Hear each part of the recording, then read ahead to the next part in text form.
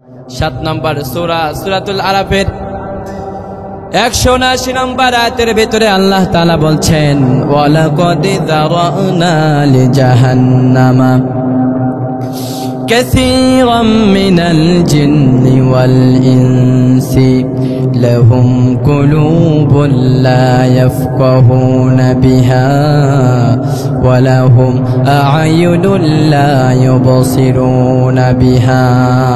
চিৎকার দিয়ে বলেন আল্লাহু আকবার। রব্বুল আলামিন বললেন ওয়ালাকাদ যারানা লিজাহান্নামা কাসীরাম মিনাল জিন্নি ওয়াল ইনস, ও আমার বান্দারে দুনিয়ার বিশাল একটা মানুষ এবং জিনের অংশদেরকে কাসীরান শব্দ আল্লাহ ব্যবহার করেছেন। আল্লাহ কাসীরান শব্দ দিয়ে বোঝাচ্ছেন, আল্লাহ তাআলা বলছেন বিশাল একটা জনগোষ্ঠীকে মানুষ এবং জিনদের ভিতরে আমি আল্লাহ তাআলা শুধুমাত্র ওদেরকে সৃষ্টি করেছি লিজাহান্নামা, জাহান্নামে দেওয়ার জন্যে। এখন এতটুকু শুনলেই আমাদের হৃদয়ের ভিতরে প্রশ্ন আসে যে আল্লাহ তো তাহলে আমাদেরকে সৃষ্টি করেছে জাহান্নামের জন্য, নামাজ রোজা করুন কেন? ঠিক কিনা বলেন? আল্লাহ তো নিজেই বলছেন ওয়ালাকাদ যারানা লিজাহান্নামা কাসীরাম মিনাল জিন্নি ওয়াল ইনসি। আল্লাহ তো নিজেই বলেছেন যে মানুষ এবং জিনকে, কিছু প্রকারের মানুষ এবং জিনকে আমি আল্লাহ শুধুমাত্র সৃষ্টি করেছি জাহান্নামের জন্য। এখন এতটুকু শুনলেই আমাদের হৃদয়ের ভিতরে প্রশ্ন জাগে, ঠিক আছে এখন থেকে আর নামাজ পড়তাম না, রোজা করতাম না, যাকাত দিতাম না, ওয়াজও করতাম না, স্ত্রী পুত্রের সন্তানের কোনো হক আমরা বুঝতাম না, আমাদের যা আছে তাই নিয়ে শুধু খামু তামু আর ফুর্তি করুম। কারণ আল্লাহ নিজেই বলেছেন ওয়ালাকাদ যারানা লিজাহান্নামা, জাহান্নামের জন্য আমি আল্লাহ কিছু মানুষ এবং জিনকে সৃষ্টি করেছি। ঠিক কিনা বলেন? এতটুকু শুনলেই আমাদের হৃদয়ের ভিতরে একটা প্রশ্ন আছে না? আমরা বললাম আল্লাহ তুমি তো নিজেই বলেছ আমি পৃথিবীতে মানুষ সৃষ্টি করেছি, সবচাইতে সেরা সৃষ্টির জীব হিসেবে মানুষকে সৃষ্টি করেছি। আর মানুষকে শুধু সৃষ্টি করে নাই, দয়া করে মায়া করে মানুষের সূরাতকে আমি আল্লাহ তাআলা নিজ হাতে দান করে দিয়েছি।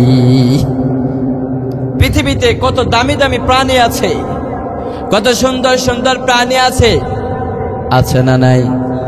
কত মায়া করে ভালোবেসে আমরা কত পশু পাখিরে পালি, টিয়া পাখিরে পালি, কত ভালো দেখতে, তার গঠনটা কত ভালো, কত সুন্দর করে কথা বলে।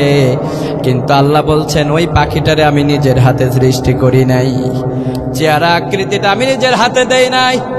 কিন্তু আদম সন্তান তোদের চেহারার আকৃতিটা তো আমি আল্লাহ নিজের হাতেই দান করেছি। আরো আস্তে কোন সুবহানাল্লাহ। শুধু তাই নাই, রব্বুল আলামিন কোরআনের অন্য আয়াতের ভিতরে বলছেন কুনতুম খায়রা উম্মাতিন উখরিজাত লিন্নাস। রব্বুল আলামিন বলেন ও আমার বান্দারে শুধু এখানেই শেষ করি নাই, আমি আল্লাহ মানুষ সৃষ্টি করার পরে বলে দিলাম ও দুনিয়ার মানুষেরা রে, কুনতুম খায়রা উম্মাহ, তোরা আমার নবী শেষ নবীর উম্মত হওয়ার কারণে অতীতের যত নবীর উম্মতরা এসেছে, নূহ আলাইহিস সালাতু ওয়াসসালামের উম্মতরা এসেছে, হুদ আলাইহিস সালাতু ওয়াসসালামের উম্মত এসেছে, সব নবীর উম্মতের চাইতে তোদেরকে আমি আল্লাহ উৎকৃষ্ট দান করেছি, সম্মান দান করেছি। তাই আমি কোরআনের ভিতরে জানিয়ে দিলাম কুনতুম খায়রা উম্মাত, তোমরাই হচ্ছে এই জাতির শ্রেষ্ঠ উম্মত।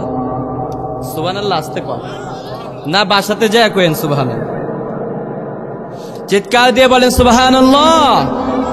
আপনাদেরকে ঘুম পাইতেছে নাকি? হ্যাঁ ঘুম পাইতেছে, ঠান্ডা লাগে মনে হয়, বাসায় যাইবেন, একটু 3টা তাকবীর দিতে হবে, পারবেন না ইনশাআল্লাহ? তাকবীর দিলে আমাদের শরীরটা গরম করে দিবে কে? আওয়াজ দিয়ে বলেন না কে? এটা তো উত্তরবঙ্গের মানুষের আওয়াজ বলে আমার মনে হচ্ছে না। আমি তো কিছুদিন আগেই আপনাদের কুড়িগ্রামে মাহফিল করে গিয়েছি, এক একটা আওয়াজ যেন বজ্রধ্বনির মতো ফেরত আসতেছে, মানে ব্যাকআপের যে আওয়াজটা মনে হয় প্যান্ডেলটা কেঁপে যায়। কিন্তু কুড়িগ্রামের এই জনতার আওয়াজ শুনে মনে হয় না এখানে কুড়িগ্রামের একজন মানুষ বসে আছে। ঠিক কিনা বলেন? আওয়াজ তুলনামূলক কম না বেশি? কম না? এখন আপনাদের সাথে কি এগুলা যায়? তাকবীর দিলে আমি বুঝতে পারবো যে এখানে মুসলমান আছে না অন্য কোনো জনগোষ্ঠী আছে। 3টা তাকবীর হবে, আওয়াজ দিয়ে বলেন না কয়টা? 1 নম্বর তাকবীর লিল্লাহি তাকবীর। হয় নাই, আমি এমনি কানে শুনি না, তার উপরে আপনারা যে আওয়াজ দিতেছেন তাও আমার কানে আসতেছেন। 2 নাম্বার লিল্লাহি তাকবীর। সর্বশেষ তাকবীর, লিল্লাহি তাকবীর। সবাই মিলে যা দিচ্ছেন, যুবকরা যারা আছে ওদের কাছেও আপনারা যাইতে পারেন না। এই যুবকরা আছে এখানে? কয়জন আছে? মেলা কয়জন আছে না?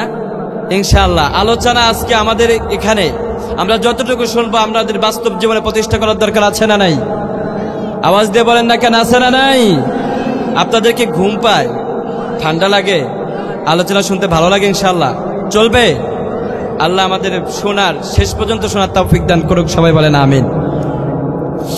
ভাইরা আমার, যে কথা বলতেছিলাম, রব্বুল আলামিন বলেন, শোনো শোনো, এত মায়া করে দয়া করে তোমাদেরকে সৃষ্টি করলাম, ও আমার গোলাম রে, মায়ের পেটের ভিতরে 10 মাস 10 দিন কেউ তোমারে খাওয়াই নাই, মা তোমারে খাওয়াইতে পারে নাই, নেতা তোমারে খাওয়াইতে পারে নাই, তোমার নেত্রী তোমাকে খাওয়াইতে পারে নাই।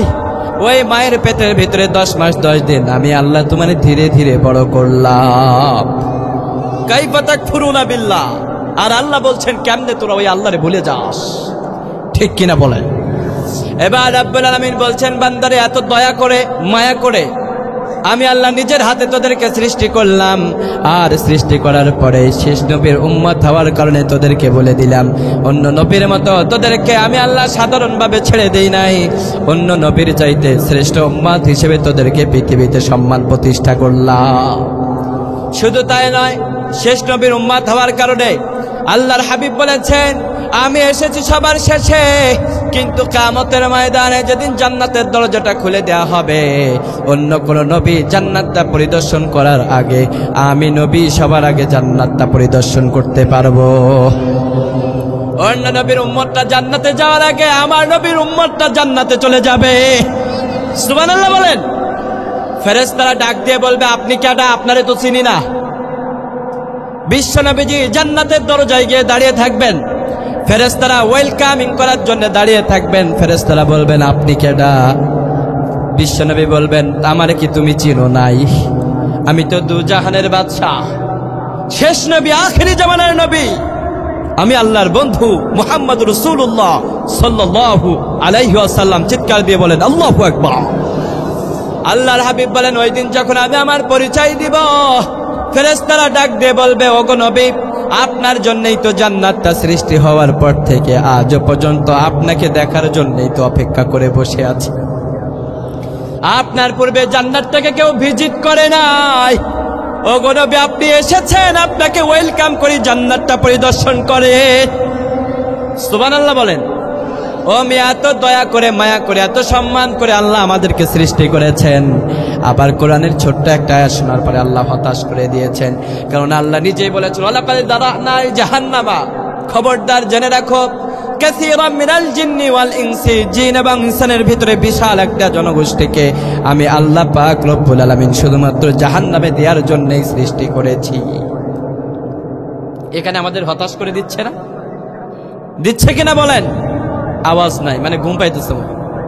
এই এক কাপ করে কফি দেওয়ার ব্যবস্থা করেন, এগরে নিয়ে হইতো না রে। একটু তাকবীর দেন, লিল্লাহি তাকবীর। বারবার তাকবীর দিতে দিতে আমার ভোল্টেজ শেষ হয়ে যাবে।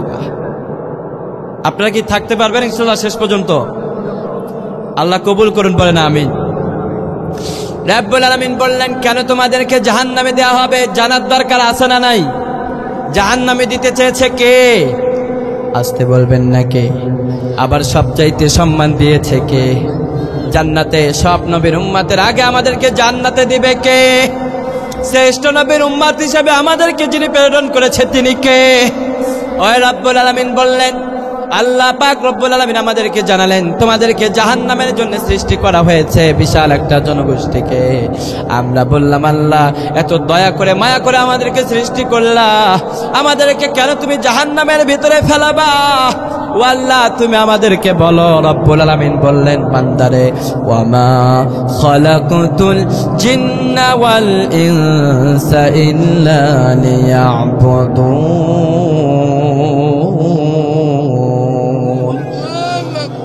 রব্বুল আলামিন বললেন, বান্দারে, তোদের আর জিন, তুই ইনসান আর জিনকে আমি আল্লাহ রাব্বুল আলামিন তো শুধুমাত্র আমি আল্লাহর গোলামি আর দাসত্বের জন্য, ইবাদত করার জন্য সৃষ্টি করেছিলাম। কিন্তু ইবাদত কই করেছিলি দেখা? ঠিক কিনা বলেন? ওই দিন দেখাতে পারবেন তো? নামাজ পড়েছেন কিনা দেখাতে বলবে কে?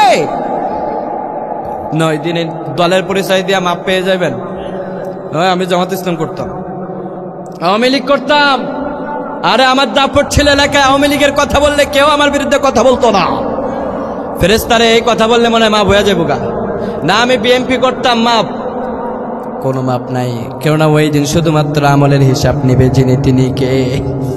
রব্বুল আলামিন বললেন, বান্দারে খেয়াল করে শোনো, আমি আল্লাহ এই জন্য জান্নাতে দিব না, জাহান্নাম দান করে দিব, জাহান্নামের ভিতরে ওদেরকে ফেলাবো। কেন ফেলাবো? আমি আল্লাহ নিজেই ঘোষণা করে দিলাম। একই আয়াতের পরের অংশের ভিতরে আল্লাহ বলছেন, লাহুম কুলুবুল লা ইয়াফকাহুনা বিহা ওয়া লাহুম আ'য়ুনুল লা ইউবসিরুনা বিহা। রব্বুল আলামিন বলেন, লাহুম কুলুবুল লা ইয়াফকাহুনা বিহা, ওদেরকে এজন্য জাহান্নামে দেওয়া হবে, কারণ ওদেরকে সুন্দর একটা কলব দিয়ে আমি আল্লাহ পৃথিবীতে প্রেরণ করেছিলাম। আল্লাহু আকবার বলেন। কলব দিয়েছে কে? ও মিয়া, যার কলব নাই ওই মানুষটা সাধারণ কোনো মানুষ হইতে পারে না, ওই মানুষটাকে পাগলা গারদে রেখে আসে। কলব আল্লাহ দিয়েছেন ভাবার জন্য, ঠিক কিনা? অতীতে অনেক মানুষ ছিল, ওরা ভালো জিনিসটা বুঝতে চাইতো না, ভাবতেও পারতো না, ঠিক কিনা? আল্লাহ বলেন, লাহুম কুলুবুল লা ইয়াফকাহুনা বিহা, ওদেরকে জাহান্নামে দিব। তার একমাত্র কারণ হচ্ছে ওদেরকে যে অন্তর দিয়েছি, অন্তর দিয়ে সঠিক জিনিসটা ওরা ভাবে না, কোনটা সঠিক আর কোনটা ভুল এটা ওরা রিয়েলাইজ করতে পারে না। কিন্তু আমি আল্লাহ পাক রব্বুল আলামিন আমার ওই সমস্ত বান্দাদেরকে পাগল বানাই নাই, মাতাল বানাই নাই।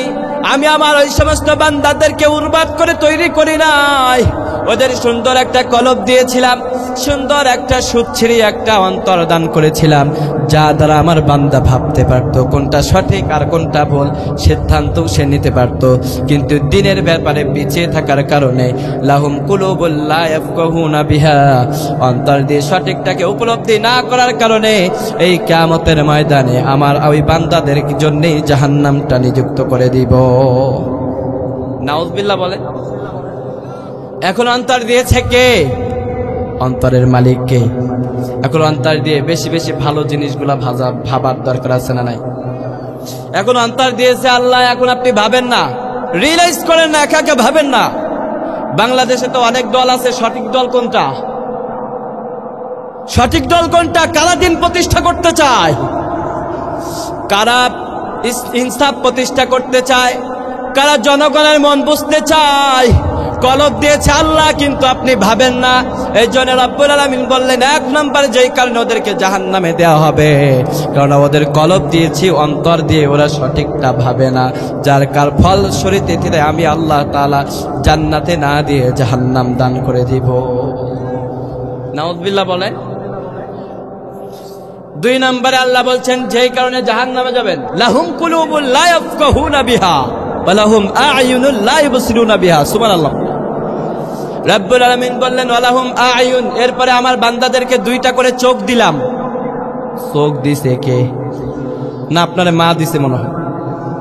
আরে না, দিছে, একটু মনে করে দেখেন। দিছে নি? নেতা সাহেব দেয় নাই, আমির সাহেব দেয় নাই, খেতা সাহেব দেয় নাই, নেত্রী সাহেব দেয় নাই, কেউ দিতে পারে না। চোখ দেওয়ার মালিক কে? আওয়াজ দিয়ে বলেন মুসলমান, চোখ দিয়েছে কে? ওই আল্লাহ বলছেন ওয়ালাহুম আ'য়ুন, ও আমার বান্দারে দুইটা করে চোখ তোদেরকে আমি আল্লাহ দান করে দিলাম। সুবহানাল্লাহ বলেন। এখন চোখ দেওয়ার পরে আমি আল্লাহ তাআলা তোদেরকে দেখার মতো শক্তিও আমি আল্লাহ তাআলা দান করে দিলাম। কারণ দুনিয়াতে অনেক মানুষ আছে, দেখবেন দুইটা করে চোখ আছে কিন্তু চোখে দেখে না, আছে না নাই? আল্লাহ বললেন ওয়ালাহুম আ'য়ুনুল লা ইউবসিরুনা বিহা, খবরদার ওদেরকে আমি রব্বুল আলামিন দুইটা করে চোখ দিয়েছি, কিন্তু আমার বান্দাগুলা ওই চোখ দিয়ে ভাবে না, ওই চোখ দিয়ে দেখেও দেখে না, কোনটা সঠিক আর কোনটা ভুল এটা দেখে না। ঠিক কিনা বলেন? কোরআন পড়েছে, কোরআনের আয়াতগুলো দেখেছে, কিন্তু সঠিকগুলা সে বুঝতে পারে না। আসলে এটা কোরআন ঠিক, কোরআনের ভিতরে ভুল আসেনি? পাইছেন কখনো? ও মিয়া, কোরআনের ভিতরে কোনো ভুল নাই, কোরআনটাকে আল্লাহ তাআলা সব ভুল থেকে মওকুফ করে কোরআনটাকে আল্লাহ তাআলা নিঃসন্দেহে একবারে বিশ্বস্ত একটি কিতাব হিসেবে নাজিল করেছেন। সুবহানাল্লাহ বলেন। এজন্য রাব্বুল আলামিন প্রথমে বলেছেন যালিকাল কিতাবু লা রাইবা ফীহি হুদাল লিল মুত্তাকিন। এখনো কিছু মানুষ ওই যে রাস্তায় দাঁড়ায় আছে, হেতাগো কি কইতাম, আপনারা আসেন, মেহেরবানি করে ভিতরে আসেন। ভিতরে আসলে না মহব্বত বাড়বে, ঠিক কিনা? আমাদের ভিতরে মহব্বত কম না বেশি? সুবহানাল্লাহ বলেন। রব্বুল আলামিন বললেন আলাহুম আ'য়ুনুল লা ইবসিরুনা বিহা, ওদের চোখ দিয়েছি, ওরা চোখ দিয়ে সঠিকটা দেখে না। কোরআনটাকে আল্লাহ কত সুন্দর করে সৃষ্টি করেছেন, আর রব্বুল আলামিন জানিয়ে দিয়েছেন যালিকাল কিতাবু লা রাইবা ফী, এই কিতাবের ভিতরে কোনো সন্দেহ নাই, কোনো সন্দেহের লেশ নাই। হুদাল লিল মুত্তাকিন, আর মুত্তাকিদের জন্য এই কিতাবটাকে আমি আল্লাহ রব্বুল আলামিন মুত্তাকিদের জন্য পথ প্রদর্শক গাইডলাইন হিসেবে কোরআনটাকে আমি আল্লাহ তাআলা নাজিল করলাম। এখন আমরা মুত্তাকি হইতে চাই নাকি পথভ্রষ্ট হইতে চাই? সবাই আওয়াজ দিয়ে বলেন না, মুত্তাকি হইতে চাই নাকি পথভ্রষ্ট হইতে চায়? মুত্তাকি হইতে চাই কারা কারা? দুই হাত তুলে আল্লাহরে দেখান। লিল্লাহি তাকবীর, লিল্লাহি তাকবীর। আল্লাহ আমাদের হাত দুটোকে কবুল করুন, বলেন আমিন। হাত নামান। রব্বুল আলামিন বললেন বান্দারে ওয়ালাহুম আ'য়ুন, আমি আল্লাহ দুইটা করে চোখ দিলাম। এই চোখ দেওয়ার পরে চোখটা দিয়ে দেখো কোনটা সঠিক কোন পাল্টা ভুল। এই পথগুলাকে দেখার শক্তি আমি আল্লাহ তোদেরকে দান করলাম, কিন্তু না দেখেও না দেখার ভান করে যদি চলিস তোদেরকে জাহান্নামের আগুন থেকে কেউ বাঁচাতে পারবে না। ওয়ালাহুম আযান লা ইয়াসমাউনা বিহা, এরপরে রব্বুল আলামিন বললেন আর যেই কারণে বান্দারা জাহান্নামে যাবে, যেই কারণে জাহান্নামে আপনাকে আমাকে যেতে হবে, ওয়ালাহুম আযানুন লা ইয়াসমাউনা বিহা। এরপরে রব্বুল আলামিন বলেন চোখের পাশাপাশি দুইটা করে কান আমি আল্লাহ তাআলা তোদেরকে দান করলাম। সুবহানাল্লাহ বলেন। এখন যেই মানুষের দুইটা চোখ আছে কিন্তু কান নাই, এটা কি পূর্ণাঙ্গ না অপূর্ণাঙ্গ? অপূর্ণাঙ্গ না? সে একজন প্রতিবন্ধী হিসেবে পরিচিত পায়, কেননা সে যে কানে শুনে না, এর কাছে কোনো কনভারসেশন কাজে লাগে না। আপনি কেমনে তার ডিরেকশন দিবেন, সে তো বুঝবে না, শিক্ষার আলো তার ভিতরে থাকতে পারে না। এই যে রব্বুল আলামিন বললেন খবরদার ওয়ালাহুম আযান, তোদেরকে দুইটা করে কান দিলাম। সুবহানাল্লাহ। কান দিয়েছে কে? এখন অনেকের কানও থাকে কিন্তু শুনতেও পায় না, কানে আছে না নাই? এদেরকে আপনারা কি কন? হ্যাঁ, বসা টসা। আল্লাহু আকবার বলেন। টসা শব্দ জীবনে শুনি নাই, ফার্স্ট টাইম শুনলাম। টসা মানে কি? যে কানে শুনে না।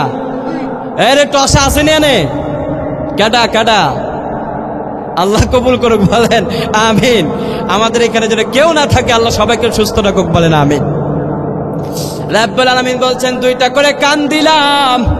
ও আমার বান্দারে, কান দিয়ে শোনার পরেও আমার অনেক বান্দা আছে শোনার পরেও না শোনার ভান করে চলে যায়, ঠিক কিনা বলেন? ওরা 1 নম্বরে দেখছে এখানে কোরআনের মাহফিল হচ্ছে, ওরা এখানে আসে না। ওরা মাহফিলের বাইরে দাঁড়ায় থাকে, বাজারে দাঁড়ায় থাকে, মহিলা প্যান্ডেলের ওইখানে যুবকগুলো দাঁড়িয়ে দাঁড়িয়ে টিচিং করে, ঠিক কিনা? এমন ডাকাত যুবক এখানে নাই। এই যে সুবহানাল্লাহ, এদিকে দেখি সব ভালো মানুষ, আরে এনে তো সব ফেরেশতা। সুবহানাল্লাহ কোন? আল্লাহ আমাদের এই সমাজকে আরো সুন্দর করুক, বলেন আমিন।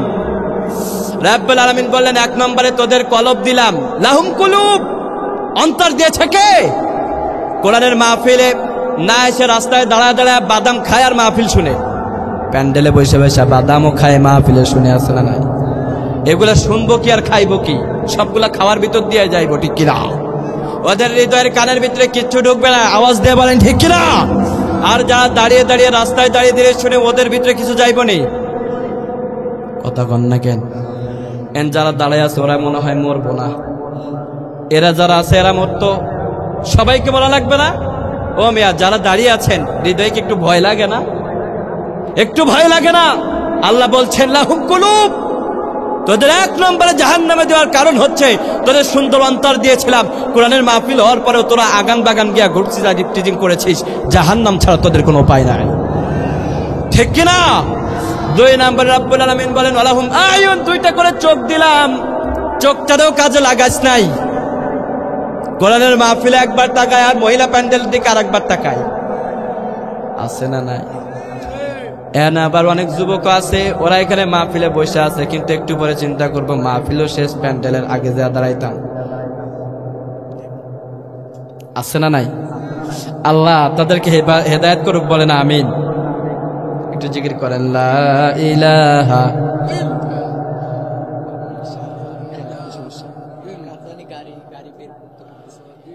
এখানে ড্রাইভার লেখা আছে, আর এই যে কল দিচ্ছে যে ওনাকে ফোন দিয়ে বলেন হুজুর মাহফিল আছে। লা ইলাহা ইল্লাল্লাহ। রব্বুল আলামিন বললেন জাহান্নামে যাওয়ার 3 নম্বর কারণ হচ্ছে ওয়ালাহুম আযান।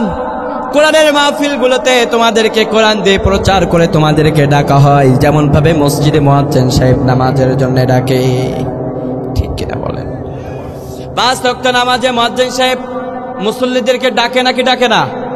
5 ওয়াক্ত নামাজে মুয়াজ্জিন সাহেব মসজিদে মুসল্লিদেরকে ডাক দেয় হাইয়া আলাস সালাহ, ঠিক কিনা?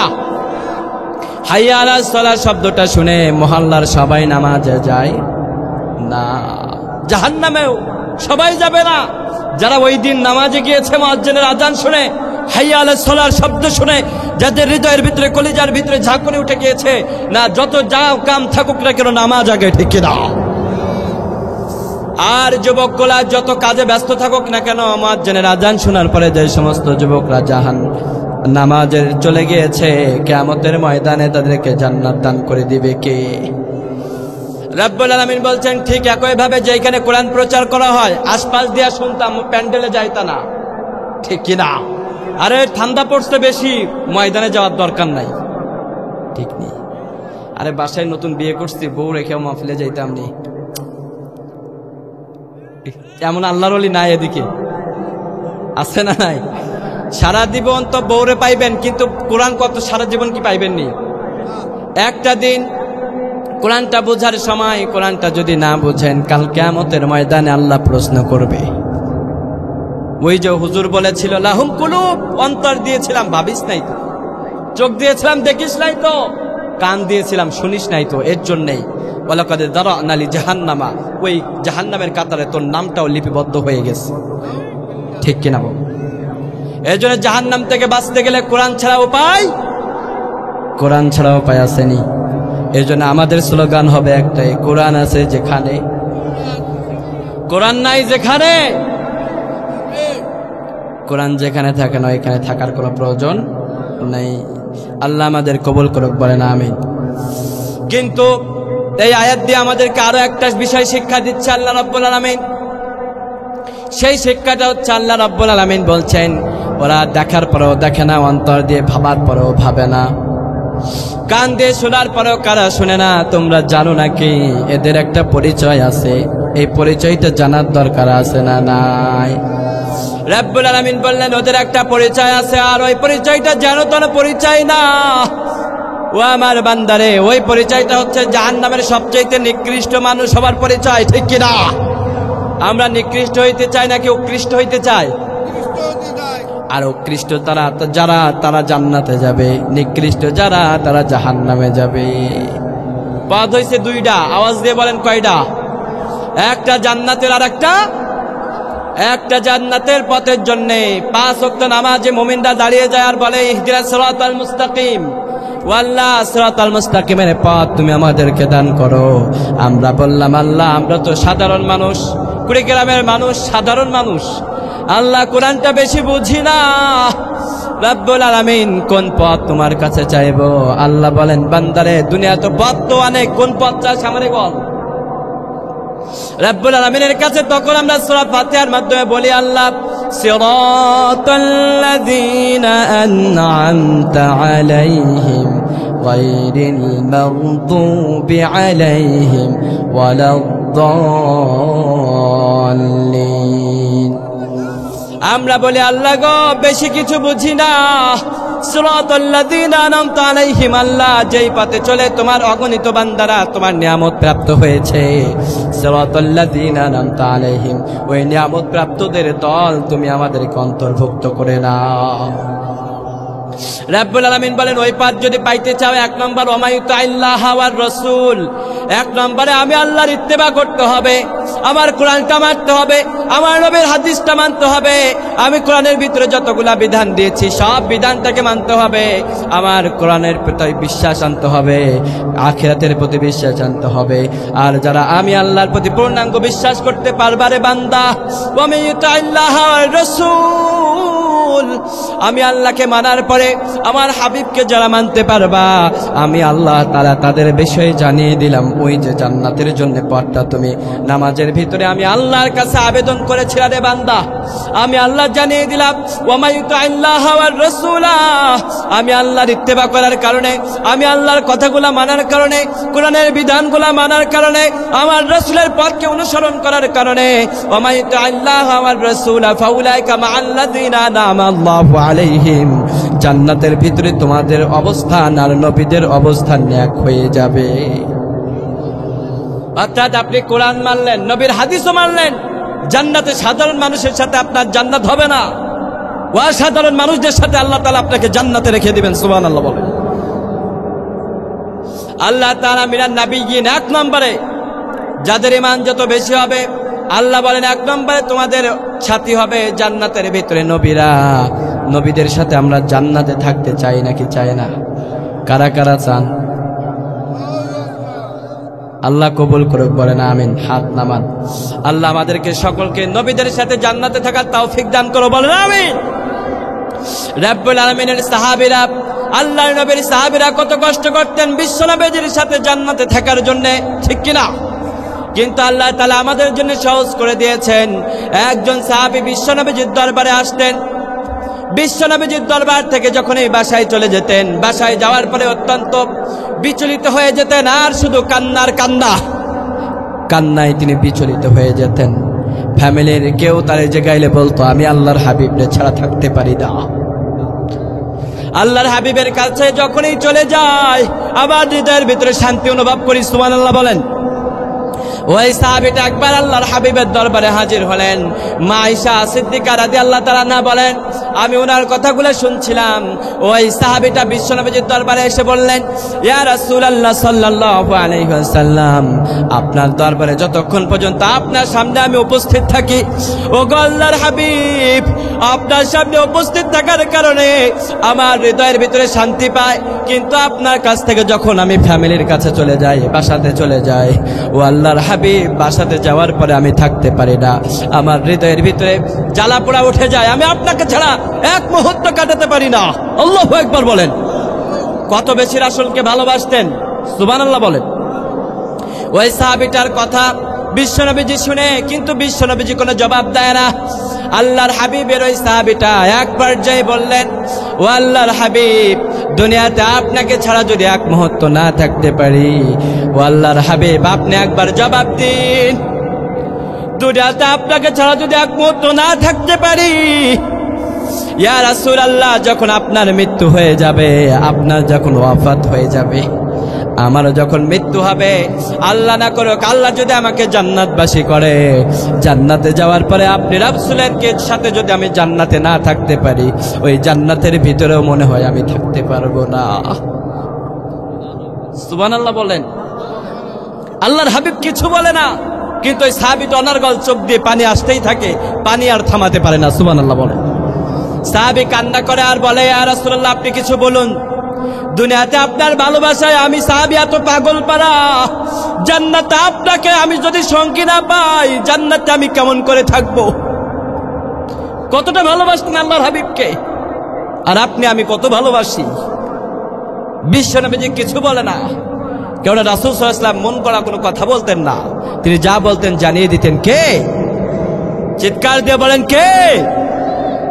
রাব্বুল আলামিন কোরআনের আয়াত নাজিল করে দিলেন, তখন এই আয়াতটা নাজিল হয়ে যায়, ওয়ামান ইউতি'আল্লাহা ওয়ার রাসূল ফাউলাইকা মা'আল্লাযীনা আন'আমা আল্লাহু আলাইহিম من النبيين والصديقين والشهداء والصالحين وحسن أولئك رفيقا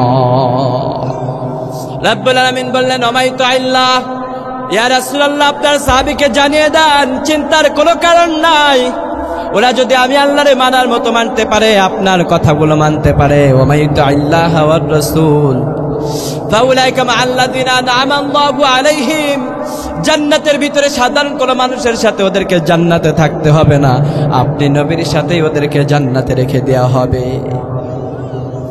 এরপরে রব্বুল আলামিন বললেন মিনান নাবিয়্যিন ওয়াস সিদ্দিকিন দুই নম্বরে সত্যবাদী যারা ওই সত্যবাদীদের সাথে তোমাদেরকে জান্নাতে রেখে দেওয়া হবে সত্যবাদী ছিলেন সাইয়েদনা আবু বকর রাদিয়াল্লাহু তাআলা সুবহানাল্লাহ বলেন as-সাদিক আল-আমিন ছিলেন আল্লাহর হাবিব সুবহানাল্লাহ তার মানে সত্যবাদীদের কাতারে যদি আপনি জান্নাতে যেতে পারেন আপনি যদি সবসময় সত্যের পক্ষে থাকতে পারেন কিয়ামতের ময়দানে আল্লাহর হাবিবের সাহাবী আবু বকর রাদিয়াল্লাহু তাআলার সাথে জান্নাত আপনাকে যিনি দান করে দিবে তিনি কে আওয়াজ দিয়ে বলেন না তিনি কে রব্বুল আলামিন বলেন as-সিদ্দিকিন ওয়াস শুহাদা এরপরে যারা শহীদ হয়েছে দ্বীনের জন্য খুবাইব আর খাব্বাবের মতো যারা জিহাদের ময়দানে শহীদ হয়ে গেছে তুমি তো শহীদ হও নাই তুমি নেক কাজ করেছো সত্যবাদী ছিলা আল্লাহ এবং তার রাসূলের কথাগুলো মেনে চলেছো দুনিয়াতে যারা শহীদ হয়ে গেছে ওই শহীদের সাথে তোমাকে জান্নাত দান করে দিবে কে সুবহানাল্লাহ বলতে ইচ্ছে করলো না ওয়াস সালিহিন সর্বশেষ আল্লাহর হাবিব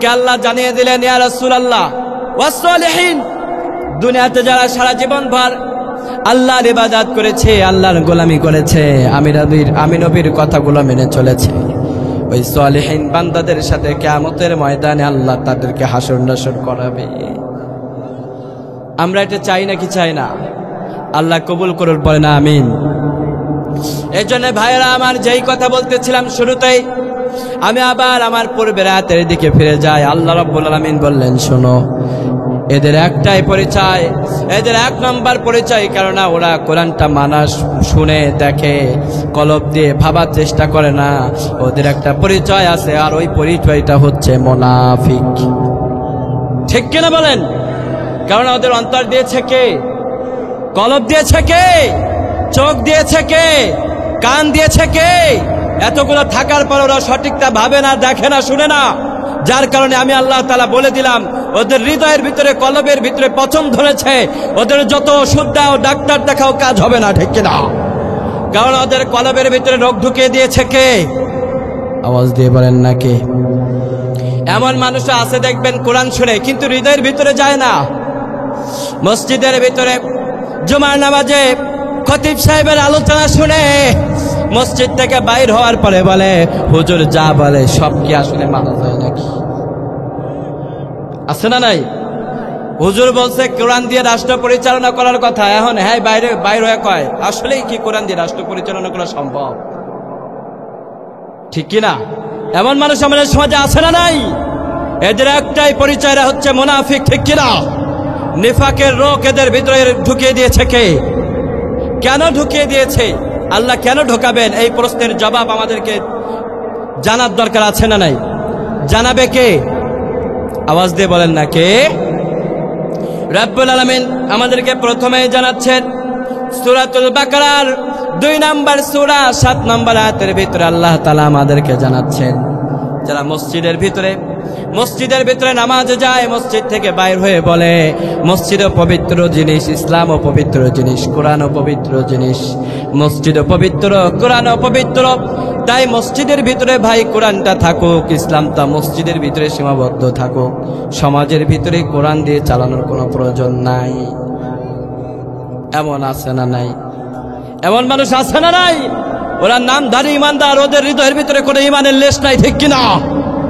কারণ যারা কোরআন দিয়ে সমাজ পরিচালনা হোক এটা যারা চায় না ওদের হৃদয়ের ভিতরে নিফাকের রোগ ঠিক কিনা ওদের হৃদয়ের ভিতরে নিফাক আর কোনো পরিচয় হতে পারে যেই ক্ষমতায় আসুক আমরা তাদেরকে বলবো কোরআন ছাড়া আমরা কিচ্ছু বুঝি না ঠিক কিনা বাংলার মানুষের হৃদয়কে মনকে বুঝতে চাইলে কোরআন দিয়ে বুঝতে হবে কোরআন ছাড়া বোঝার কোনো কায়দা হতে পারে আল্লাহ আমাদেরকে বোঝার তৌফিক দান করে বলে না আমিন আরো আসতে বলেন আমিন। রাব্বুল আলামিন বলেন 1 নম্বর ওদের পরিচয় হচ্ছে সূরাতুল বাকারার 2 নম্বর সূরা 7 নম্বর আয়াতের ভিতরে আমি আল্লাহ তাআলা ওদের পরিচয় সম্পর্কে তোমাদের কাছে ক্লিয়ার করে দিলাম। রাব্বুল আলামিন বললেন খাতামাল্লাহু আলা কুলুবিহিম ওয়া আলা সাম'ইহিম ওয়া আলা আবসারিহিম গিশাওয়া ওয়া লাহুম আযাবুন আলীম। আরো আসতে বলেন আল্লাহু আকবার। রাব্বুল আলামিন বললেন ওয়ালাহুম আযাবুন আলীমুন বিমা কানু ইয়াকযিবুন। সুবহানাল্লাহ বলেন।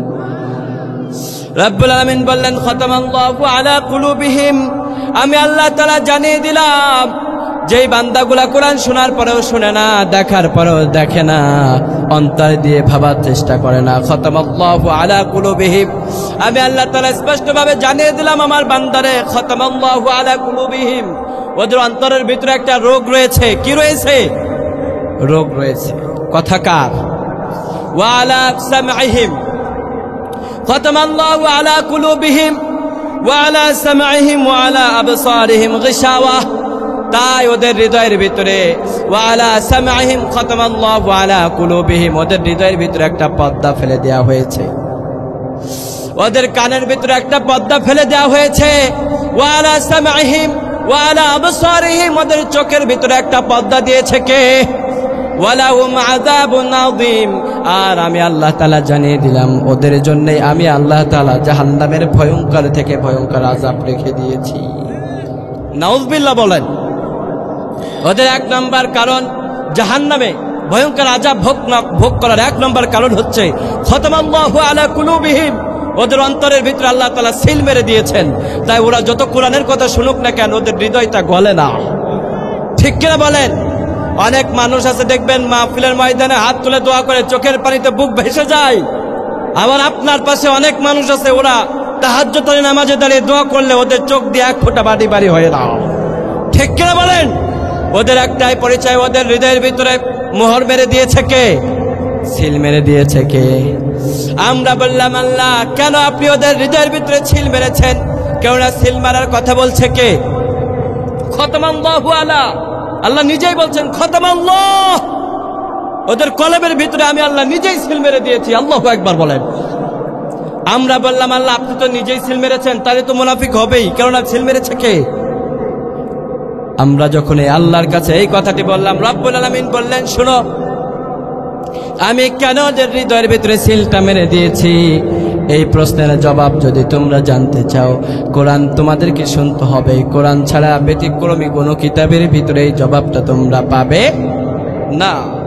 তাই রব্বুল আলামিন বললেন বাল তাবাআল্লাহু আলাইহা বিকুফরিহিম, আমার বান্দারে তোমরা কি জানো নাকি বাল তাবাআল্লাহু আলাইহা, আমি আল্লাহ বললাম তোমরা আমি আল্লাহর ইত্তেবা করো। বাল তাবাআল্লাহ, আমি আল্লাহর গোলামি করো, আমি আল্লাহকে মানো, আমার রাসূলকে মানো, আমার দিনকে তোমরা মানো।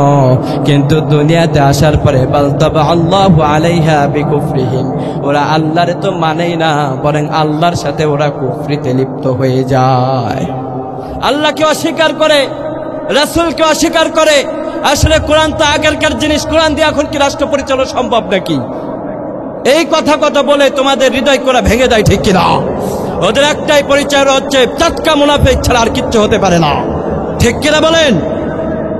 এজন্য রব্বুল আলামিন বললেন বাল তাবাআল্লাহু আলাইহা বিকুফরিহিম, ওরা আল্লাহর সাথে কুফরি করে, ওরা আল্লাহর হাবিবের সাথে কুফরি করে। এজন্য মুনাফিকের সাথে আর যাই হোক আমাদের কোনো সম্পর্ক থাকতে পারে না। আমাদের সম্পর্ক থাকবে নাকি? আমাদের সবচেয়ে সম্পর্ক থাকবে ইমানদারের সাথে, ঠিক কিনা?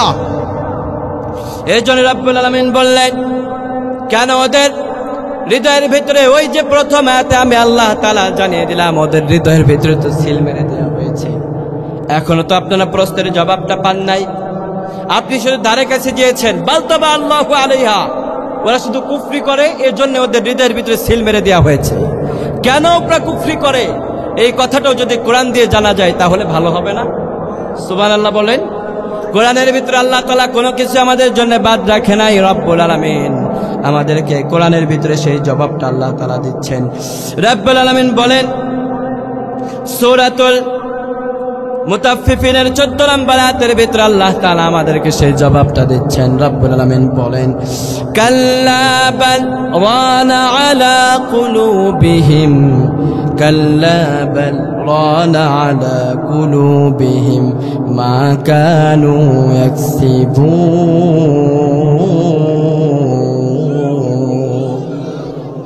রব্বুল আলামিন বলেন কাল্লা বাল রানা আলা কুলুবিহিম, এটা আমি আল্লাহ ওদেরকে মেরে দেই নাই। কেন মারা হয়েছে তোমরা জানো নাকি? আমরা বললাম আল্লাহ তুমি যদি আমাদেরকে না জানাও পৃথিবীর কেউ তো আমাদেরকে জানাতে পারে না, ঠিক না? আমাদেরকে জ্ঞান দিয়েছে কে? আমাদেরকে যা কিছু জানায় আখিরাতের বিষয়, জান্নাতের বিষয়, জাহান্নামের বিষয়, যা কিছু আমাদেরকে জানতে হয় কোরআনের ব্যতিক্রমী ছাড়া, অন্য কোনো কিছু ছাড়া, কোরআন ছাড়া অন্য কিছুর দ্বারা আমরা তা জানতে পারি না। তাই আমরা আল্লাহর কাছে বললাম রব্বুল আলামিন তুমি আমাদেরকে জানাও। রব্বুল আলামিন বললেন শোনো বাল কাল্লা বাল, বরং আমি আল্লাহ নিজেই ওদেরকে মারি না, কেন ওদের হৃদয়ের ভিতরে সিল মারা হয়? এই প্রশ্নের জবাবটা তোমরা সূরাতুল মুতাফফিফিন 18 নম্বর আয়াতের ভিতরে তোমরা পেয়ে যাবে। সুবহানাল্লাহ বলেন। 14 নম্বর আয়াতের ভিতরে আল্লাহ তাআলা বলছেন কাল্লা বাল রানা আলা কুলুবিহিম, ওদের হৃদয়ের ভিতরে একটা রোগ আছে, একটা মরিচা ধরে গিয়েছে। মরিচা মানে বুঝেন না? দীর্ঘদিন যাবত যদি পানির ভিতরে লোহা রেখে দেয়া হয়, একদিন পর, 2 দিন পর, 1 মাস, 2 মাস অতিবাহিত হয়ে গেলে ওই লোহার উপরে মরিচা ধরতে শুরু করে, ঠিক কিনা? বছরের পর বছর ওই লোহাটাকে পানির ভিতরে রেখে দিলে লোহার কোনো অস্তিত্ব থাকে না, পুরাটাই মরিচা হয়ে যায়, ঠিক কিনা? আল্লাহ বলছেন রানা আলা কুলুবিহিম, ওরা যখন একটা বাজে কাজ করে, ওরা যখন একটা মাহফিলে বাধা দেয়, ওদের হৃদয়ের ভিতরে একটা দাগ পড়ে যায়। ওরা যখন আরেকটা মাহফিলে বাধা দেয়, ওদের হৃদয়ের ভিতরে আরেকটা দাগ পড়ে যায়, ঠিক কিনা? ওরা যখন আরেকটা আলেমকে অসম্মান করে, ওদের হৃদয়ের ভিতরে আরেকটা দাগ পড়ে যায়। যখন একজন আলেমকে কারাবন্দী করে, তখন আর হৃদয় শূন্য হওয়ার পথের আশঙ্কা হয়ে যায়, ঠিক কিনা বলেন? এই জন্য ওদেরকে যত আলেমরা বোঝায় না কেন, ওরা বোঝে না। বছরের পর বছর মানুষের মন না বুঝে মানুষের উপরে জুলুম নির্যাতন করার চেষ্টা করেছে। তাই আমি আল্লাহ পাক রব্বুল আলামিন ওদেরকে অপদস্থ করে জমিন থেকে বিতাড়িত করেছি, ঠিক কিনা? কথা কার? আওয়াজ দিয়ে বলেন না কার? এই জন্য রব্বুল আলামিন বললেন রানা আলা কুলুবিহিম, খবরদার এই গোলাবালি যেন তোমার ভিতরে না থাকে। কোরআনের মাহফিলে তোমরা বাধা দিতে আসবে না, ঠিক কিনা? আলেমদের মুখ বন্ধ করার চেষ্টা করতে আসবে না, কারণ আলেমদের মুখ বন্ধ করতে চাইলে আল্লাহ তোমাদের মুখকে বন্ধ করে দিবে, ঠিক কিনা? এখন অনেক মানুষ দেখবেন আশেপাশে আছে, সময় বুঝে ওরাও চেষ্টা করে কোরআনের মাহফিলগুলোকে বাধা দেওয়ার, ঠিক কিনা বলেন? আল্লাহ রাব্বুল আলামিন বলেন এই শুরু হয়েছে রানা আলা কুলুবিহিম, তোমাদের নিজের হাতের কামাই এগুলা। বিশ্বনবীজির একজন সাহাবী সাইয়েদনা আবু হুরায়রা রাদিয়াল্লাহু তাআলা আনহু থেকে সহিহ একটা হাদিস বর্ণিত হয়েছে। তিরমিজির বর্ণিত হাদিসটি বিশ্বনবীর সাহাবী সাইয়েদনা আবু হুরায়রা রাদিয়াল্লাহু তাআলা আনহু বলেন রাসূল সাল্লাল্লাহু আলাইহি ওয়াসাল্লাম বলেছেন, যখন কোনো মানুষ একটা বাজে কাজ করে, একটা পাপ কাজ করার সাথে সাথে তাদের কলবের ভিতরে একটা দাগ পড়ে যায়, নাউযুবিল্লাহ বলেন। আবার যখন আরেকটা পাপ কাজ করে, তার হৃদয়ের ভিতরে আরেকটা দাগ পড়ে যায়। বিশ্বনবীর সাহাবী বলেন আবার যখন ওই ব্যক্তিটা আবার কোনো বাজে কাজে লিপ্ত হয়ে যায়, আরেকটা দাগ পড়ে যায়। এরপরে যখন এই ব্যক্তিটা আল্লাহর কাছে তওবা করে, আল্লাহর কাছে মাপ চায়, তার হৃদয়টা পরিষ্কার হয়ে যায়, সুবহানাল্লাহ। এরপরে যখন আবার পাপ কাজ করতে শুরু করে, একটার পর একটা যখন পাপ কাজে লিপ্ত হতে থাকে, আল্লাহর হাবিব বলেছেন ওর হৃদয়ের ভিতরে দাগ পড়তে পড়তে এমন একটা আবরণ পড়ে যায়, যে আবরণটা সরানো কঠিন হয়ে যায়, ঠিক কিনা? এই জন্য আল্লাহ পাক রব্বুল আলামিন বলছেন রানা আলা কুলুবিহিম, ওই যে আমার হাবিব যে বলে দিয়েছিলেন তোমাদেরকে একটার পর একটা বাজে কাজ করেছো আর কলবের ভিতরে যে একটা দাগ পড়েছে, এই জন্যই তোমাদের কলবের ভিতরে ধীরে ধীরে মরিচা ধরে গিয়েছে। আর মরিচাগুলা এগুলা আমি আল্লাহ নিজে দেই নাই, আমি আল্লাহ জানিয়ে দিলাম রানা আলা কুলুবিহিম মা কানু ইয়াকসিবুন, এগুলা তোমাদের নিজের হাতের কামাই। তোমরা 2 হাত দিয়ে এই কাজগুলা করেছো, তাই তোমাদের হৃদয়ের ভিতরে একটার পর একটা দাগ পড়ে গিয়েছে, তাই তোমরা হিদায়াত শূন্য হয়ে গেছো। আর আমি আল্লাহ ঘোষণা করে দিলাম, ওয়ালাকাদ যারানা লিজাহান্নামা কাসীরাম মিনাল জিন্নি ওয়াল ইনসি। আল্লাহু আকবার। ওই যে প্রথমে আমি তেলাওয়াত করেছিলাম, মনে আছে আপনাদের? আল্লাহ বলছেন, ওয়ালাকাদ যারানা লিজাহান্নামা কাসীরাম মিনাল জিন্নি ওয়াল ইনসি, আমি আল্লাহ জাহান্নামের জন্য কিছু মানুষ এবং জিনকে সৃষ্টি করেছি। এর একমাত্র কারণ হচ্ছে ওদের অন্তর সবকিছু দিলাম, কিন্তু ওরা সঠিকটা বোঝার চেষ্টা করে না। ঠিক কিনা বলেন? আল্লাহ আমরা যেন সবকিছু পবিত্র হৃদয়ে যেন ধারণ করতে পারি। মাবুদ, তুমি আমাদেরকে সেই কলব দান করে দাও, বলে না আমি। আমাদের অন্তরকে পবিত্র করতে পারে কে? দুনিয়ার কোনো মানুষ আমাদের অন্তরকে পবিত্র করতে পারে না। আপনার নেতা আপনার অন্তরকে পবিত্র করতে পারবে না, আপনার মা আপনার হৃদয়কে পবিত্র করতে পারবে না। কলবের পবিত্রতাকারী যিনি, আওয়াজ দিয়ে বলেন না তিনি কে? কলবকে পবিত্র করে কে? এই জন্য 5 ওয়াক্ত নামাজের পরে আল্লাহর কাছে কলবের পবিত্রতার জন্য দোয়া করতে হবে, তাছাড়া কোনো উপায় নেই। তিরমিজির বর্ণনায় বিশ্বনবী সাল্লাল্লাহু আলাইহি ওয়াসাল্লাম বলেছেন, তোমরা যখন এই সুযোগ পাও এই দোয়াটা পড়ো, ইয়া মুকাল্লিবাল কুলুব, হে কলবের পবিত্রতাকারী। সুবহানাল্লাহ বলেন। আল্লাহর হাবিব আমাদেরকে দোয়াটাও শিক্ষা দিয়েছেন, তোমরা যেন জাহান্নামী না হয়ে যাও। এত কষ্ট করে আল্লাহ সৃষ্টি করেছেন, এত চমৎকার করে আল্লাহর হাবিবের উম্মত হিসেবে আপনি আমি এসেছি। অন্যান্য নবীরাও পর্যন্ত বিশ্বনবীজির উম্মত হওয়ার জন্য আল্লাহর কাছে আবেদন করেছে। না চাইতে আল্লাহ তার হাবিবের উম্মত করে পৃথিবীতে আল্লাহ আমাদেরকে পাঠিয়েছে। সুবহানাল্লাহ বলেন। এই জন্য বিশ্বনবী বললেন, তোমরা সুযোগ পাইলে দোয়া করো, ইয়া মুকাল্লিবাল কুলুব সাব্বিত কলবি আলা দীনিকা, হে অন্তরের পবিত্রতাকারী, তুমি শুধুমাত্র অন্তর পবিত্র করতে পারো। ওগো আল্লাহ, সাব্বিত কলবি আলা দীনিক, ও আল্লাহ গো তুমি আমার অন্তরকে পবিত্র করে দাও। সাব্বিত কলবি আলা দীনিক, আল্লাহ গো তোমার দ্বীনের জন্য আমার হৃদয়কে তুমি প্রশস্ত করে দাও। সুবহানাল্লাহ বলেন। এই জন্য অন্তরের পবিত্রতা আর হৃদয়ের ভিতরে ইসলামের জন্য পবিত্রতা হওয়া, ইসলামের জন্য হৃদয়কে প্রশস্ত করার জন্য দোয়া করতে হবে, চাইতে হবে যার কাছে। মুসলমান হিসেবে আওয়াজ দিয়ে বলেন না তিনি কে? এই জন্য রাব্বুল আলামিন বললেন, বান্দারে দুনিয়ার কেউ তোমাদের অন্তরকে পবিত্র করতে পারে না, করতে পারে একজন, তিনি কে? কেউ আপনার অন্তরকে পবিত্র করতে পারে না।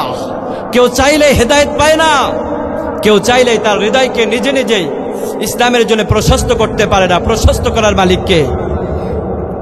এই জন্য রাব্বুল আলামিন সূরাতুল আনআম 6 নম্বর সূরাতুল আনআমের 125 নম্বর আয়াতের ভিতরে আল্লাহ বলছেন, বান্দারে দুনিয়ার কেউ চাইলে ইসলামের জন্য তার হৃদয়কে প্রশস্ত করতে পারে না।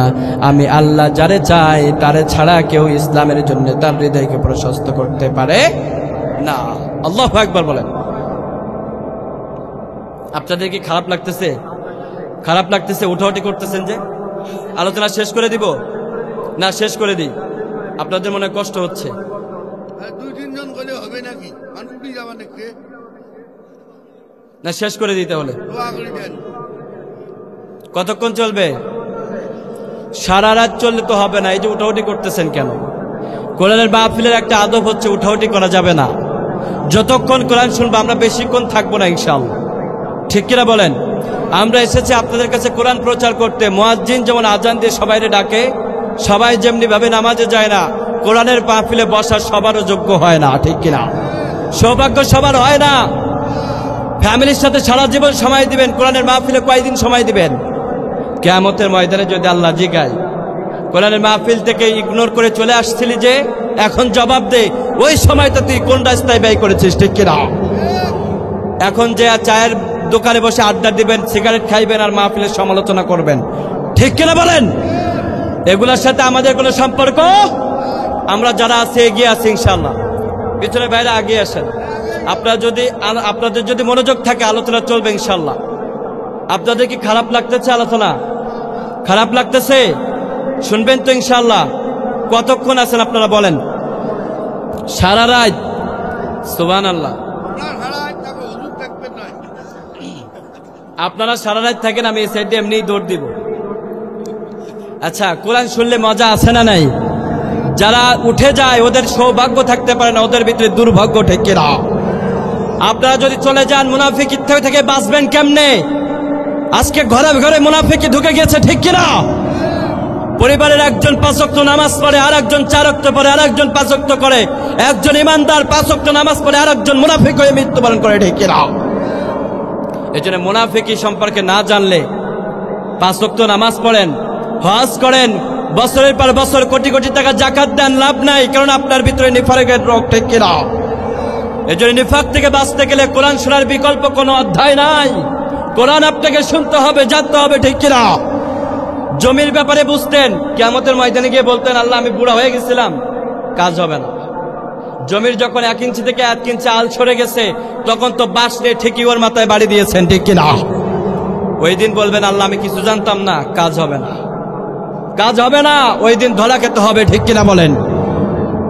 এই জন্য কোরআন শোনার ক্ষেত্রে কোনো প্রকার কৃপণতা করা যাবে যাবে আল্লাহ আমাদের কবুল করুন, বলেন আমিন। আচ্ছা, অন্তরে পবিত্রতাকারী যিনি, আওয়াজ দিয়ে বলেন না তিনি কে? এই জন্য রাব্বুল আলামিন বলেন সূরাতুল আনআম 6 নম্বর সূরা, সূরাতুল আনআমের 125 নম্বর আয়াতের ভিতরে আল্লাহ তাআলা বললেন, বান্দারে তোমাদের ভিতরে কেউ চাইলেই তার হৃদয়কে পবিত্রতা করতে পারে না, তার হৃদয়কে প্রশস্ত করতে পারে না। তোমাদের ভিতরে কেউ যদি চায় সে 5 ওয়াক্ত নামাজ পড়বে, আল্লাহর জন্য ইবাদত করবে, এটা কখনো সম্ভব নয়। কারণ আল্লাহ যারে তৌফিক না দেয় সে কখনো আল্লাহর জন্য হতে পারে না। এজন্যই তো আল্লাহর হাবিব দোয়া শিখিয়েছেন, ইয়া মুকাল্লিবাল কুলুব সাব্বিত কলবি আলা দীনিক। তুমি বেশি বেশি কলবের জন্য দোয়া করো, অন্তরের পবিত্রতার জন্য দোয়া করো। কেননা দুনিয়ার কেউ অন্তর পবিত্রতা করতে পারে না, পবিত্র করতে পারে যিনি, আওয়াজ দিয়ে বলেন না তিনি কে? এই জন্য রব্বুল আলামিনের কাছে আমরা বললাম আল্লাহ তুমি তো পবিত্রতাকারী, রব্বুল আলামিন তুমি আমাদের অন্তরকে পবিত্র করে দাও, বলেন আমিন। এরপরে রব্বুল আলামিন বললেন فَمَن يُرِدِ اللَّهُ أَن يَهْدِيَهُ يَشْرَحْ صَدْرَهُ لِلْإِسْلَامِ। রব্বুল আলামিন বললেন ফামান ইউরিদিল্লাহ আইয়াহদিয়াহু ইয়াশরা সাদরাহু লিল ইসলাম। ও আমার বান্দারে, ও আমার গোলাম রে, তোমরা খেয়াল করে শোনো, ফামান ইউরিদিল্লাহ আমি আল্লাহ যাকে চাই, ইউরিদিল্লাহু আইয়াহদিয়াহু ইয়াশরা সাদরাহু লিল ইসলাম, তার কলব তার অন্তরকে আমি আল্লাহ তাআলা ইসলামের জন্য প্রশস্ত করে দিই। সুবহানাল্লাহ বলেন। তার মানে আল্লাহ যারে চায় তারে হেদায়েত দিতে পারে। দুনিয়ার কেউ তারে যদি চায় একজন হেদায়েত দিতে, সে তারে হেদায়েত দিতে পারবে না, ঠিক কিনা? কেননা হেদায়েতটা কার হাতে? আওয়াজ দিয়ে বলেন না কেন, কার হাতে? এই জন্য মসজিদের মুয়াজ্জিন 5 ওয়াক্ত নামাজে ডাকে, সবাই নামাজে যায় না। মাহফিলগুলোতে সবাইকে দিনের কথা বলা হয়, সবাই হেদায়েত পায় না। কারণ হেদায়েত দুনিয়ার কোনো মানুষের কাছে না, হেদায়েতটা কার আছে? কার হাতে? আল্লাহর হাতে। এজন্য আল্লাহ বলছেন ফামান ইউরিদিল্লাহ, আমি আল্লাহ যারে চাই, আইয়ুরিদিল্লাহু আইয়াহদিয়াহু ইয়াশরাহ সাদরাহু লিল ইসলাম, আমি আল্লাহ চাইলেই পরে তার হৃদয়কে ইসলামের জন্য প্রশস্ত করে দিই। চিৎকার দিয়ে বলেন সুবহানাল্লাহ। আমাদের হৃদয়কে যেন আল্লাহ প্রশস্ত করে দেয়, এজন্য দোয়া করতে হবে কার কাছে? আওয়াজ দিয়ে বলেন না কেন, কার কাছে? এজন্য রব্বুল আলামিন বললেন যেমন করে হেদায়েতের মালিক আমি আল্লাহ, ইসলামের জন্য প্রশস্ত করার, হৃদয়কে প্রশস্ত করার মালিক যেমন করে আমি আল্লাহ। ও আমার বান্দারে, তোমাদেরকে ইজ্জত দেওয়ার ব্যাপারে তোমরা মনে রাখো, ইজ্জত কেউ দুনিয়ার মানুষ দিতে পারে না। টাকা থাকলেই পরে সম্মান পাওয়া যায় না। টাকা আছে, বাড়ি গাড়ি আছে, মনে করছেন দুনিয়ার মানুষ আপনাকে সম্মান করে না। আপনাকে ওভারটেক করার পরে ওই মানুষটা আপনার কথা স্মরণ করে আপনার নাম নিয়ে জমিনের ভিতরে থুতু নিক্ষেপ করে, ঠিক কিনা? এমনও সময় ছিল ক্ষমতার বাহাদুরি দেখিয়ে মানুষের উপরে জুলুম করেছেন, মানুষ আপনাকে সামনে সামনে আপনাকে সালাম দিয়েছে, ব্যাকফিট হওয়ার পরে মানুষ আপনার নামটা নিয়ে থুতু নিক্ষেপ করেছে, ঠিক কিনা? তার মানে ক্ষমতা পাওয়ার থাকার কারণে সম্মান পাওয়া যায় না। টাকা থাকলেই পরে সম্মান পাওয়া যায় না। সম্মান টাকার হাতে। মান কানা ইউরিদুল ইজ্জা ফাইন্নাল ইজ্জাতা লিল্লাহি জামিআ। সুবহানাল্লাহ বলেন, আল্লাহু আকবার বলেন। দুনিয়ার কেউ যদি চায় একজনকে সম্মানিত করতে, কেউ পারবে না, ঠিক কিনা বলেন?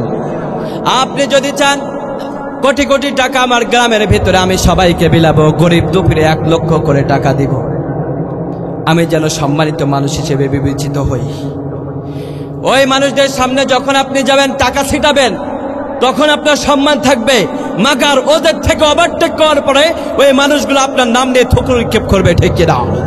তার মানে টাকার কারণে সম্মান পাওয়া যায় না, ক্ষমতা থাকলেই পরে সম্মান পাওয়া যায় না। অতীতে তো অনেক মানুষের সম্মান ছিল, তো ক্ষমতা ছিল, ক্ষমতার বড়াই করেছিল, বলুন তো আজকে তাদের সম্মান আছে না নাই? নাই। তার মানে সম্মান দুনিয়ার কেউ চাইলে সম্মান হয়ে যায় না, সম্মানটা একজনের চাইতে হবে, তিনি কে? এজন্য রাব্বুল আলামিন বললেন, মান কানা ইউরিদুল ইজ্জা, আমি আল্লাহ যাকে চাই সম্মান বাড়িয়ে দেই, ফাইন্নাল ইজ্জাতা লিল্লাহি জামিআ, সুবহানাল্লাহ বলেন। আর আমি আল্লাহ যাকে সম্মান করি, শুধু আমি আল্লাহর ভিতরে সেটা সীমাবদ্ধ থাকে না, ফাইন্নাল ইজ্জাতা লিল্লাহি জামিআ, বহু বচন শব্দ দিয়ে আল্লাহ রাব্বুল আলামিন আমাদেরকে বোঝাচ্ছেন, জামিআন শব্দ ব্যবহার করে আল্লাহ বোঝাচ্ছেন, বান্দারে শুনো, ফাইন্নাল ইজ্জাতা লিল্লাহি জামিআ, আমার বান্দারে শুনে রাখো, আমি আল্লাহ বহু বচন শব্দ দিয়ে তোমাদেরকে বোঝালাম, এই সম্মানটা শুধুমাত্র আমি আল্লাহ কেন্দ্রিক থাকি না, আমি আল্লাহ দুনিয়াতে যারা সম্মান করি, পৃথিবীবাসীদেরকে আমি আল্লাহ জানিয়ে দিই আমার ওই বান্দারকে আমি সম্মান করি। ও পৃথিবীবাসী, তোমরাও সম্মান করো। এই জন্য যেই মানুষকে আল্লাহ সম্মান করে, পৃথিবীবাসীর সকল মানুষরাও তাকে সম্মান করে, সুবহানাল্লাহ বলেন। আরো আওয়াজ দিয়ে বলেন সুবহানাল্লাহ। বিশ্বনবীর সম্মান, মান সম্মানকে ধূলিসাৎ করার জন্য মক্কার কাফেররা কত চক্রান্ত করেছিল, ঠিক কিনা? ওদের চক্রান্ত বাস্তবায়িত হয় নাই, কারণ ওয়ামাকারু ওয়ামাকারাল্লাহ আল্লাহু খায়রুল মাকিরিন, ঠিক কিনা? রাব্বুল আলামিন বললেন, ওরা একটা চক্রান্ত করলো, ওরা একটা ষড়যন্ত্র করলো, কিন্তু আমি আল্লাহর কৌশল আছে না নাই? আওয়াজ দিয়ে বলেন না কেন, আছে না নাই? রাব্বুল আলামিন বললেন, ওদের চক্রান্ত ষড়যন্ত্র কখনো সফল হয় না, কিন্তু আমি আল্লাহ যে কৌশল করেছি, এই কৌশলটা সব সময় সফল হয়ে যায়। আস্তে বলেন সুবহানাল্লাহ। আরে রোজা রাখতেছেন না আপনারা, আস্তে আস্তে কোন সুবহানাল্লাহ, জোরে বলেন সুবহানাল্লাহ। রাব্বুল আলামিনের হাবিবকে অসম্মানিত করার জন্য কত প্রচেষ্টায় করা হলো, কিন্তু কোনো প্রচেষ্টা সফল হয় নাই। বলুন তো আল্লাহর হাবিবের সম্মান আমাদের কাছে কম না বেশি? এদেশে একজন মুফাসসির ছিলেন, 50টি বছর কোরআন প্রচার করেছে, তাকে জিনাকার বানানো হলো, যুদ্ধ অপরাধী রাজাকার বানানো হলো, বিভিন্ন ট্যাগ দিয়ে তাদেরকে বঞ্চিত করানোর চেষ্টা করা হলো, এদেশের মানুষের হৃদয় থেকে তাকে বঞ্চিত করানোর চেষ্টা হলো। 12টা বছর জেলের প্রকৃষ্টের ভিতরে বন্দী রেখে শেষে তাকে নির্যাতন করে, জুলুম করে হত্যা করা হলো। বলুন তো সেই মানুষের এত নিকৃষ্ট অপবাদ দেওয়া হলো, বাংলার মানুষের, জনপদের হৃদয়ের, প্রতিটি মানুষের হৃদয়ে সেই মানুষের ভিতরে ঘৃণা নাকি সম্মান আছে? সম্মান আছে না নাই? কম না বেশি? এই জন্য রাব্বুল আলামিন বললেন, মান কানা ইউরিদুল ইজ্জা, এই সম্মান তোমাদের চাওয়ার ভিতরে সীমাবদ্ধ নাই, তোমরা চাইলেই পরে সম্মান হয়ে যায় না। সম্মানটা আমি আল্লাহর কাছে, আমি আল্লাহ যারে চাই সম্মান করতে, শুধুমাত্র সেই সম্মান পায়। আর আমি আল্লাহ যারে সম্মান করতে চাই না, দুনিয়ার সব মানুষ সম্মান করতে চাইলেও সব মানুষের কাছ থেকে লাত্তে উষ্টা খেয়ে বিদায় নিতে হয়, ঠিক কিনা বলেন? বিশ্বনবীকে যখনই মক্কার ভিতরে ইসলাম প্রচার করতে শুরু করলেন আল্লাহর হাবিব, তখন মক্কাবাসীরা বিশ্বনবীকে বিভিন্ন অপবাদ দিতে শুরু করলো, একটার পর একটা অপবাদ দিতে শুরু করলো। আল্লাহর হাবিবকে বলল, ওয়াকালু ইয়া আইয়ুহাল্লাযী নুযিলা আলাইহিদ যিকর ইন্নাকা লামাজনুন, সুবহানাল্লাহ বলেন। আরো আস্তে কোন সুবহানাল্লাহ। রাব্বুল আলামিনের হাবিবকের ব্যাপারে মক্কার কাফেররা বলল, ওয়াকালু ইয়া আইয়ুহাল্লাযী নুযিলা আলাইহিয যিকর, ওই যে কোরআন প্রাপ্ত ব্যক্তি মুহাম্মদ বলে তার উপরে নাকি কোরআন প্রাপ্ত হয়েছে, তার উপরে নাকি নাজিল হয়েছে কোরআন। আসলে কোরআন কিচ্ছু নাজিল হয় নাই। ইন্নাকা লামাজনুন, নিশ্চয়ই সে একজন মিথ্যাবাদী। নাউযুবিল্লাহ বলেন। কিন্তু বিশ্বনবী যখন এই কোরআন প্রচার করতে শুরু করলো, একবারে মক্কার অলিতে গলিতে যখন বিশ্বনবীর দাওয়াত প্রশস্ত হয়ে গেল, মক্কার অলিতে গলিতে কোরআনের নূরে আলোকিত হয়ে গেল, সকল মানুষগুলা ধীরে ধীরে ইসলামের ভিতরে প্রবেশ করতে শুরু করলো। মক্কার কাফের আর মুশরিকগুলা প্রাথমিক পর্যায়ে প্রথম হাতে গোনা 7 জন সাহাবী ইসলাম ধর্ম গ্রহণ করলেন। মক্কার কাফের আর বেদিন আল মুশরিকগুলা মনে করলো এই 7 জন ব্যক্তির উপরে যদি আমরা নির্যাতন করে, আমরা যদি ওর উপরে জুলুম আর জুলুমের স্টিমরোলার চালিয়ে দিই, তাহলে মনে হয় মুহাম্মাদের দিন থেকে তারা বের হয়ে যাবে। কিন্তু কাফেররা দেখলো যখনই নির্যাতন বাড়ানো হয় তত বেশি ইসলামের প্রশস্ত হয়ে যায়। সুবহানাল্লাহ বলে। যত বেশি একজনের উপরে নির্যাতন করা হয়, একজনের নির্যাতন দেখে আরো বেধর্মী 10 জন ইসলাম ধর্ম গ্রহণ করে নাই।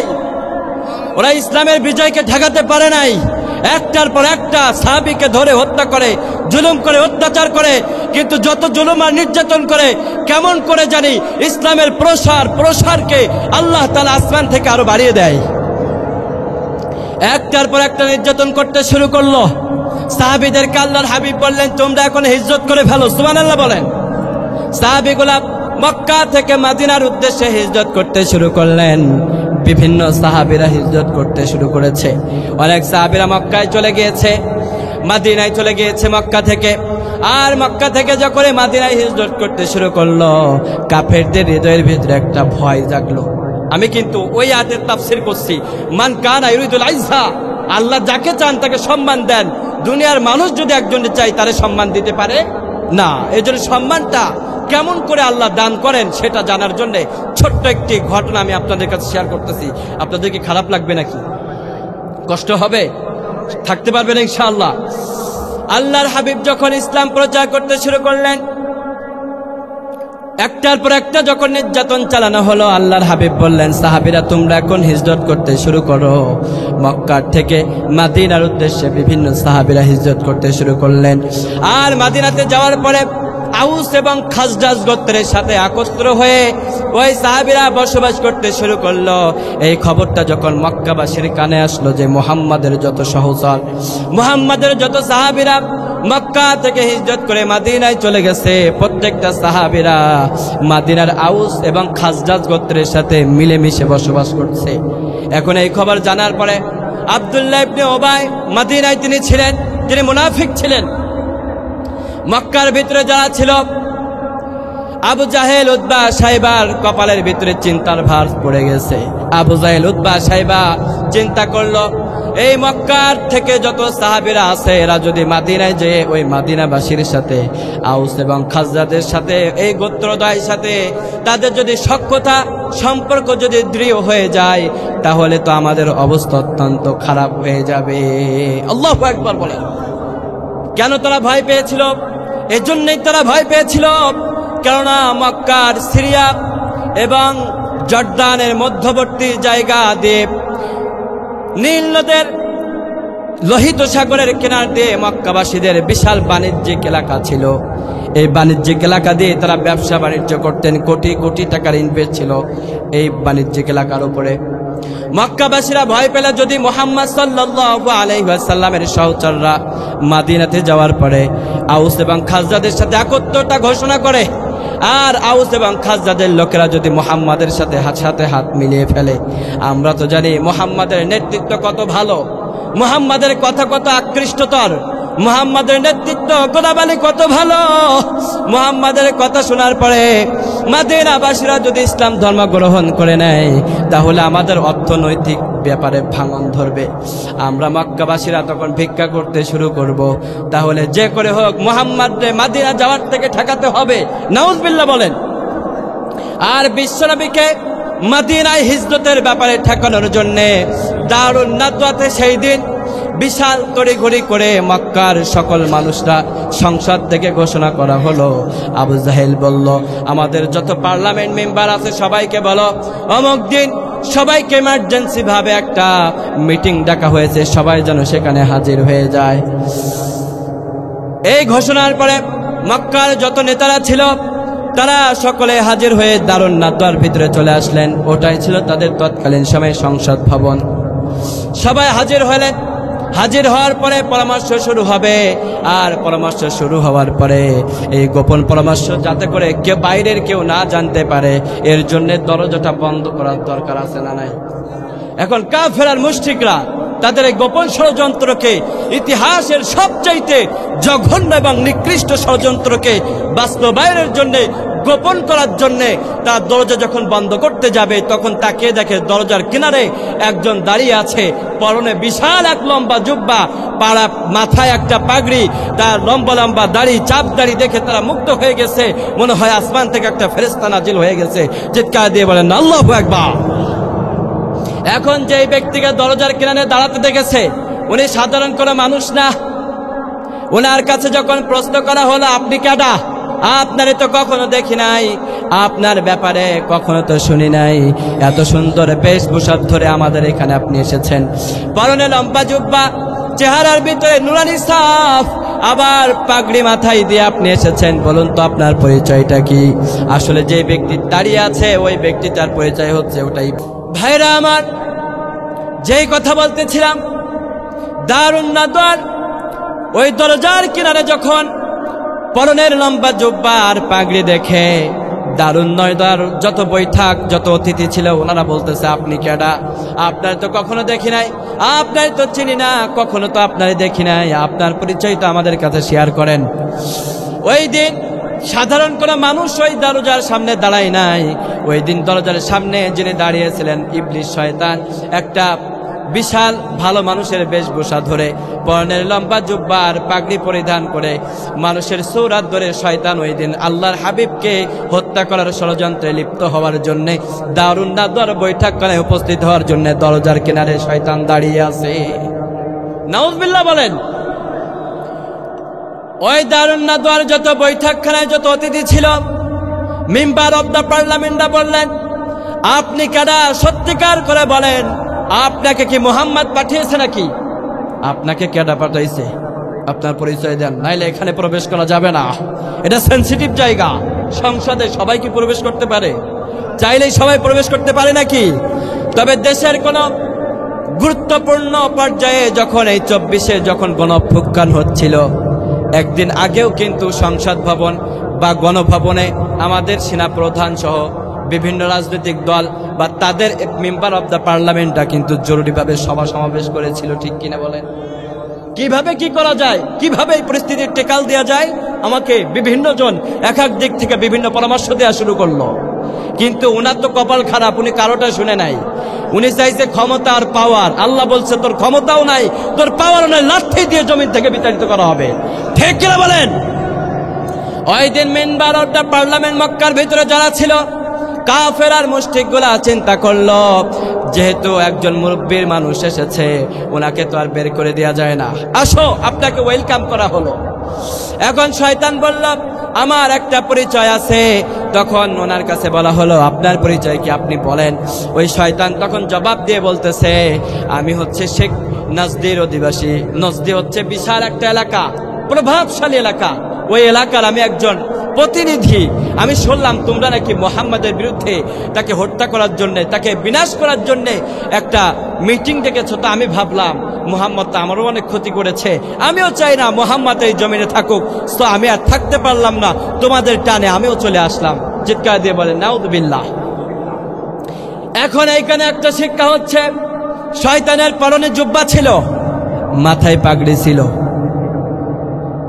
কি ছিল, দাড়িও ছিল। এজন্য আমাদের জন্য একটা শিক্ষা হচ্ছে, পরনে জুব্বা আর মাথায় টুপি দেখলেই পরে আপনারা পাগল হয়ে গেলে চলবে না। পরনে জুব্বা আর মুখে দাড়ি, পরনে জুব্বা থাকলেও পরে ওর ভিতরেও শয়তানও থাকতে পারে, ঠিক কিনা বলেন? এই জন্য ওই দিন যখন শয়তানকে ওয়েলকাম করা হলো, ইবলিস শয়তান ভিতরে প্রবেশ করেছে। এবার ওদের সভা কার্যক্রম শুরু হলো। একজনের পর একজন তাদের মত প্রকাশ করছে, একজনের পর একজন মুহাম্মাদকে কিভাবে বিতাড়িত করা যায়। কেননা মুহাম্মাদের জ্বালাই তো আমরা আমাদের ক্ষমতার মসনদ কাঁপুনি শুরু হয়ে গিয়েছে। কেমনে মুহাম্মাদকে বিনাশ করা যায়? হজের মৌসুমে বাধা দিলাম, পারলাম না। যত বাধা দিই তত মানুষ ইসলাম গ্রহণ করে। মুহাম্মাদের দিন প্রচারে বাধা দিলাম, যত বাধা দিই তত মানুষ ইসলামের প্রতি আকৃষ্ট হয়।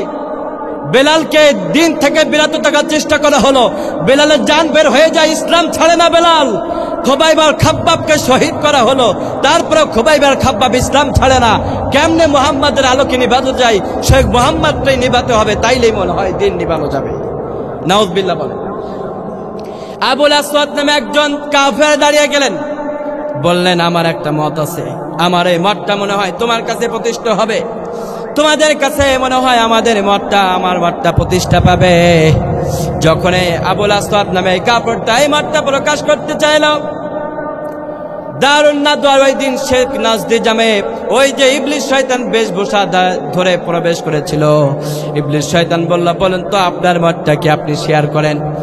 আবুল আসওয়াদ বলল, শুনুন, আমি একটি মত দিতে চাই, ওই মতটা হচ্ছে মুহাম্মদ রে আমাদের ভিতরে না রেখে আমাদের ভিতর থেকে তাকে বাইর করে দেয়া হোক। সে কোথায় গেল, কোথায় থাকলো, কি খাইলো, কোথায় ঘুমালো, এই ব্যাপারে আমাদের কোনো কাছে কোনো তথ্য রাখলে চলবে না। তাহলে আমরা আমাদের